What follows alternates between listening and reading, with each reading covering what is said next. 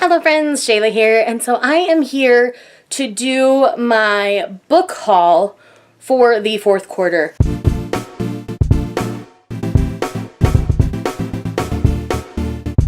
As you guys know, I tend to break this up into manga and everything else. This is the everything else portion. I still need to sort through a ton of manga. Most of my purchasing in the last quarter has been manga, so I've got less books than normal here, but I still have a decent amount because my publisher that I love working with, Forever Romance, they sent me quite the pile of books this year, and I am so grateful to them and their generosity in working with me. So let's go ahead and dig right into these titles. If I missed something in my collection that you guys have seen in a wrap up, but it didn't make it to the haul, I'm really sorry. A lot of what I've purchased, I've already read. If you check out my wrap-ups, you will most likely not miss anything. This also will not include my ebooks. Ebooks, I think I'm going to do every 6 months. I'm just going to do what I've bought in the last 6 months on my e-reader. So upcoming, I'll probably do everything I bought in 2018 or downloaded in 2018. And then from there, I will just continue every 6 months. I think that's the plan at this point. But you guys don't really care about that. You want to know what the books are. So let's start with all the books from Forever Romance because they are the sweetest, kindest company to work with. And I absolutely love working with them. So the first one I'm going to talk about here was one of my favorite reads in the most recent round of Smetathon. And that was Highlander Ever After by Paula Quinn. This is a Scottish Highlander style romance in which we're dealing with a political marriage. Neither of them necessarily wants to get married, especially to each other. And so these two people are kind of forced to be married. The man, Adam, in the relationship, in their culture, they protect their women. They respect their women. They do everything they can to make their women happy. That is their main goal in life once they become married. Adam is in line to be the chief of his clan, and it's really interesting. Everything in this novel was great. All lines of consent were very clear. I know a lot of people are worried about that. And he was very respectful of her when she said, "No, you're not coming near me." He said, "Okay." He didn't even sleep in the same bed as her. He kicked his dog out of the bedroom to make her more comfortable. He did everything he could to please her. She was really kind of a B word for the first half of the book, and I really struggled with her.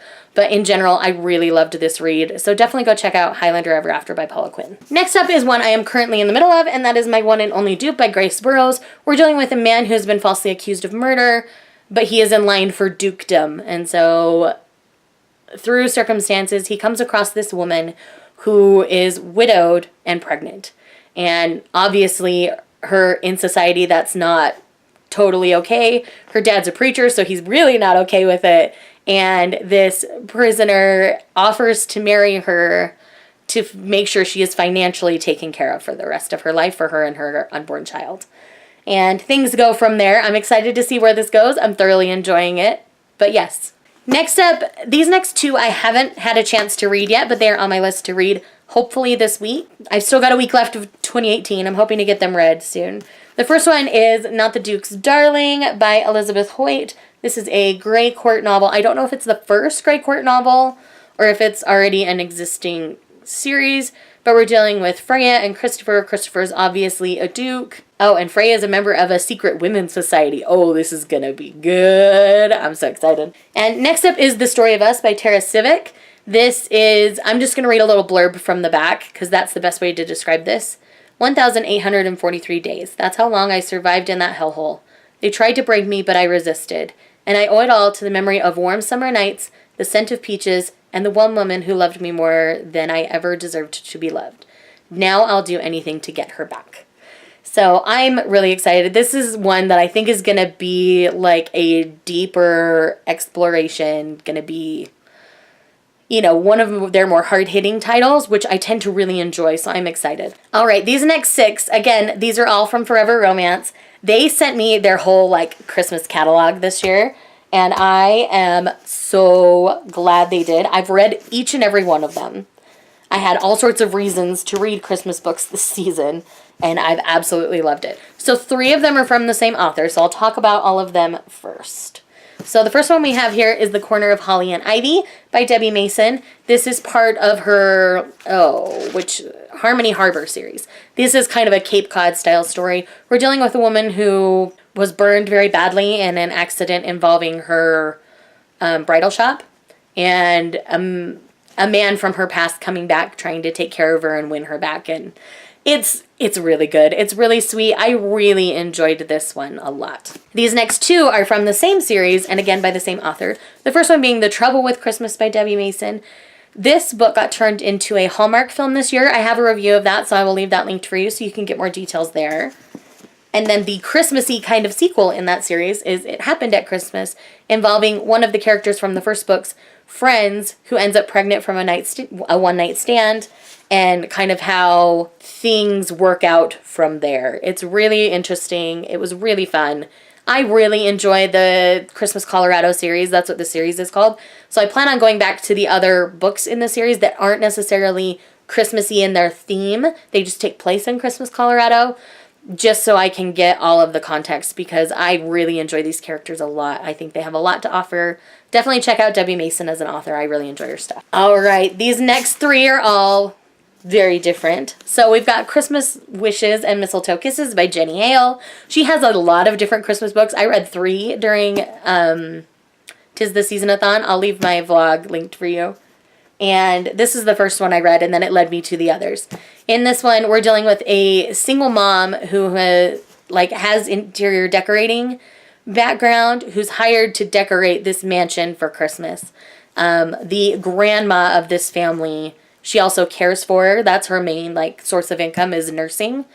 And so she cares for the grandmother of this family, and so she tells her grandson to hire her. And of course, the grandson and the single mom end up having feelings for each other. It's really good. It's all sorts of good. And yes, I thoroughly enjoyed the book. Go check out Jenny Hale as well. Next up we have Christmas on Mistletoe Lane. This was a really fun, very Hallmark movie feeling kind of book, in which we have 2 people who inherit this bed and breakfast. One is the actual biological granddaughter, and the other is kind of found family grandson. He's heard about her for a really long time, but she hasn't really heard anything about him. And they have to run the bed and breakfast together for 2 months before one of them can back out of the deal. And so they're forced to basically live together and work together for 2 months. It's really fun. It's a good time. I really like it. The smut's pretty good. I enjoyed it. And this was probably one of my favorites. This one and the Christmas Colorado books were my favorites out of all of these, I think. And this is Cowboy Honor. This is a Longhorn Canyon novel. So this is cowboy Christmas book. And I love the cast of characters in these Longhorn Canyon novels. I love their dynamic. They're very found family. In this one, we follow the basically manager of the ranch and a woman who has been taught to fear everyone and everything. And it's so good. This one involves a niece for the young woman. I'm trying to remember her name. Claire. It involves Claire's niece, and so there's that dynamic that a kid adds in so that you learn to trust the person better. That is so a trope that I love, because it keeps things pretty innocent for the most part through most of the book, but you get to see them grow together and get to know each other and learn to trust each other before anything happens. And I really get along with that trope so hard. It's totally my jam. So those are all of the books that Forever Romance was kind enough to send me. Thank you again to my friends at Forever Romance. Mwah. I love you guys. I've got a few more smutty romance, mass market paperback kind of books. So we'll just do those real quick, and then we'll jump into everything else. So the first one here is A Rogue Not Taken by Sarah MacLean. Sarah MacLean is a recent acquisition. In the last quarter haul, I fell down the Tess or Dare rabbit hole. Now, I picked up Sarah MacLean on some of my friends who read smutty romance on their recommendation. I'm glad I did. I really am enjoying Sarah MacLean's writing, and this one was a really good time. Yes, we're dealing with Sophie and King, and yes, it's all sorts of fun because these books always challenge what society thinks they should be, and so I really like them for that. So definitely check out Sarah MacLean if you haven't. Alrighty, the next 4 are from the Dark Hunter series by Sherilyn Kenyon once again. I am trash for this series. You guys know this. I've been collecting the books all year. I'm getting close to caught up. So I have 4 more that I've picked up since the last haul, and that is Retribution, The Guardian, Time on Time, which is the next one I need to read, and then Styx, which is a tome like Acheron, and I'm really excited to read this one. I think it's going to be really interesting. So the next one here is Beautiful Oblivion by Jamie McGuire. I am slowly continuing to collect her backlog in this series. I'm really enjoying it. I'm looking forward to the novel coming out next year as well. So yes, Jamie McGuire is someone I will continue to read and continue to gravitate towards. This one, we're following a different Maddox brother than we have in the other Maddox brother novels thus far. I am really excited. This was a really fun read. I thoroughly enjoyed it. I will leave all of my wrap-ups linked down below so you can get more info on my thoughts on these books, as long as I've read them. Odling Prince by Nancy Springer. I believe this is a Celtic-style fantasy, and this is one that I heard a lot of buzz about initially, but I've not heard anybody talking about. So this is one that I definitely want to read and check out for myself to see how I feel about it. Next up, these two go together because my friend Bethany over at Beautifully Bookish Bethany, I will leave her linked down below as well, was kind enough to sell me her older copy of Ruin and Rising by Leigh Bardugo, because I don't really love the new covers. She loves the new covers and got the new covers. So I wanted this to match the other two that I have on my shelf. So I am really excited I was able to track this down from her. So thank you again, Bethany, for being willing to send that to me. But not only that, she sent me a proof of Zero Sum Game by S.L. Huang. Now, I really know, like, nothing about this. You know, I'm open to it. I'll probably get to reading that here sooner rather than later. It says Fast Furious and one of the coolest, most crackin' reads of the year. The vector calculus blazing through Cass Russell's head lets her smash through armed men twice her size and dodge every bullet in a gunfight, until she discovers someone who can twist people's minds. Someone intent on becoming the world's puppet master. Cass should run like she usually does, but for once she's involved. There's only one problem. She doesn't know which of her thoughts are her own anymore. Oh, this is going to be fun. But if it gets too thrillery, I might have to put it down because thrillers aren't really my jam. But it sounds exciting, so I think it'll be a good time.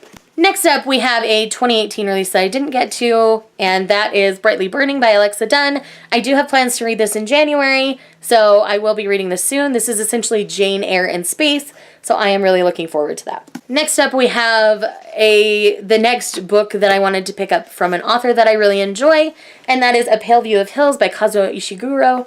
This is an author that I fell in love with either right before I started my channel or right as I started my channel. The Remains of the Day is my favorite Ishiguro. Oh my gosh, I'm struggling with his name today. Title thus far, and this one feels a little more along those same lines, so I think I'll really enjoy this one. Next up, we have Heroine Worship by Sarah Kuhn. This is book 2 in this, I'm not sure, I don't remember what she calls this series. But anyways, essentially we follow people with superhero powers, and in the previous book, the superhero got usurped by her assistant, and now she's kind of mad about it, and that's kind of what's going on here. So I'm excited to see what happens. Next up, we have another 2018 release that I didn't get to, and that is Shadow of the Fox by Julie Kagawa. This involves a kitsune, which is a Japanese fox demon, so I'm really excited to get to this. I have been hunting for a good Asian-inspired fantasy, so I'm really hoping this hits the mark for me. Next up, we have Arch Enemies by Marissa Meyer. This is my current buddy read with Steve over at the Lawn Gnome. He's started it. I'm starting it today, so I am really excited to be reading this series. I really enjoyed Renegades, which I read earlier this month, so I'm excited that I already had Arch Enemies in my hands so that I can just thoroughly enjoy continuing on with the series. I originally thought I would be excited to just finish it, but now that it's getting a third book, so we'll see how the second book goes for me. Second books always tend to be my struggle, so I hope I don't lose interest in that. With Marissa Meyer's writing, I never have, so I think I'm okay, but you know. Next up is the nonfiction book that I have in this stack, and that is Girl, Wash Your Face by Rachel Hollis. This is a book that I picked up recently, and I am excited that I get to share with all of you. I did this as my neighborhood book club read, and this is a book that I highlighted, annotated, did all sorts of things with. This is a book I'll continue to revisit over and over and over again. This is essentially about, like, washing away people's expectations of you and living your best life the best way you know how. So it's a really great read. If you've been interested at all, I do suggest picking it up. Dragon Watch, The Wrath of the Dragon King. This is book 2 in the Dragon Watch series. This was a really fun time for me. I thoroughly enjoyed this read. You know, it's a solid like 4.5 stars for me. That's how all the Fablehaven books have been for me. It's just a fun middle grade series where we follow 2 kids, a brother and a sister. We have Kendra and Seth, and their adventures in basically these sanctuaries for magical creatures. It's really fun. This is technically book 7 in the whole Fablehaven like world, but book 2 in this particular story arc. I do think it's important to read the Fablehaven series before you read Dragon Watch. I mean, they allude to what they need to, but I think it's just more enjoyable and you notice a lot more and care about the characters a lot more if you've read the series from the beginning. So keep that in mind. All right, next up is Skyward by Brandon Sanderson. This was definitely one of my favorite reads of the year, and I'll have that list coming up for you guys soon. And this is a space opera style story, and we're dealing with Spensa, who is a girl who, when she was 7, her father was branded a like coward. He, you know, was killed in action basically. And so her dream is to become a pilot and to prove everybody wrong about her father. But her road to being a pilot is very rough. I have a whole vlog talking about this, so I will leave that linked for you. It'll give you more details there, but it's a 5-star read, guys. I thoroughly enjoyed it. Definitely check this one out. And I'm not saying that just because it's Sanderson and I'm a Sanderson junkie. Like, the book itself is super good. Like, I really enjoyed it. Next up, we have a giant tome of a book, and that is Kingdom of Ash by Sarah J. Maas. This is the end of the Throne of Glass series. She's doing like a kind of world book coming out later on in 2019, and it's going to have some short stories in it, so I might pick that up. I'm not 100% sure, but this definitely closes out the story arc that we've been reading. I thoroughly enjoyed how this wrapped up. I thought she did an excellent job tying together all the loose knots that she needed to, and it was a good time for me. I thoroughly enjoyed this. I read this basically in 3 sittings, and it's 1,000 pages. So that tells you how I felt about this book. And last but not least in this haul is Muse of Nightmares by Laini Taylor. This concludes the Strange the Dreamer duology, but she has left it open enough that she could play around in the sandbox that is the world she created. I certainly hope that she does. As always, Laini Taylor's writing was beautiful, and we continue to follow Laszlo on his adventure with the City of Weep. It's so good, guys. It's so, so good. Definitely check out this series if you haven't. Thank you guys for watching this video. If you've read any of these books, let me know in the comments down below, and I'll chat with you soon. Bye.